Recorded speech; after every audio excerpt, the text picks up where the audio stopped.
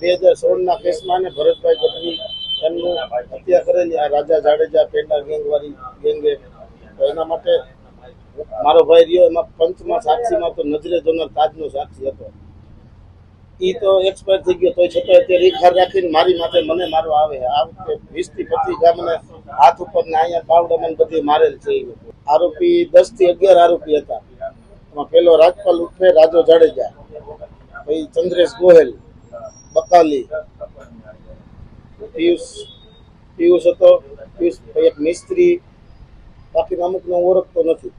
પોલીસમાંથી અમારે એવી માંગ છે કે આમાં 307 જેવો ગુનો દાખલ કરે, કારણ કે આટલા ગામે જાનથી મારી નાખવા જ આવ્યું હતું. ધમકી તો જાજો ટાઈમથી આપે. અમે ગઈ તારીખ બુધવારના રોજ રાતે 10:30-11 ની આસપાસ ઘરે જતા હતા, ત્યારે આ રાજાએ એની ટોળકીએ અમારી ઉપર 9-10 શખ્સોએ જીવલેણ હુમલો કરેલો છે. પણ અમારી માંગ એવી છે, આમાં પોલીસ હળવી કલમો રાખી છે, એનો વધારો કરે. બીજા નંબરમાં આનો વરઘોડો કાઢે ને આ લોકો અવારનવાર અનેક ગુનામાં સંડોવાઈ ચૂક્યા છે, તો એમની ઉપર ગુજસીકોટ જેવી કલમનો ઉમેરો કરે. અમે આની પહેલા 2016માં પોલીસ કર્મી છે ભરતભાઈ ગઢવી, એમની હત્યા થયેલી હતી. તેમના મારા મિત્ર રમેશભાઈના ભાઈ સાક્ષી તરીકે હતા નજરે જોનારમાં. ત્યારે એમને અવારનવાર પેરેલ ઉપર આવીને ધમકીઓ મરાવેલી અન્ય દ્વારા, પોતે કે તારા ભાઈને કહેજે આની જુબાની કોર્ટમાં ના આપે, અમને કાંઈ અમારા કેસમાં કાંઈ થયું તો અમે તને તારા ભાઈને મારી નાખશું.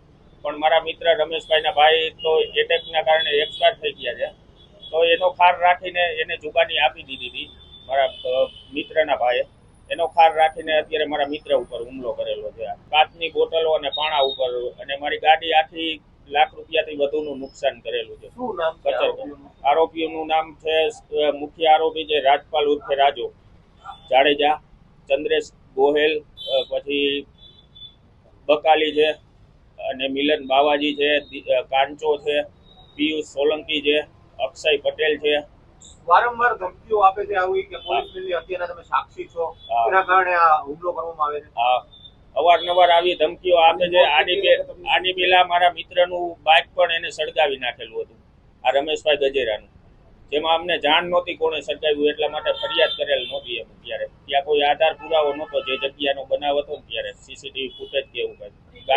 ગાડી મારી હતી. અમે ખોડિયાર હોટલથી ચા પીને ઘર તરફ જવા રવાના થતા હતા, મારા ઘર તરફ.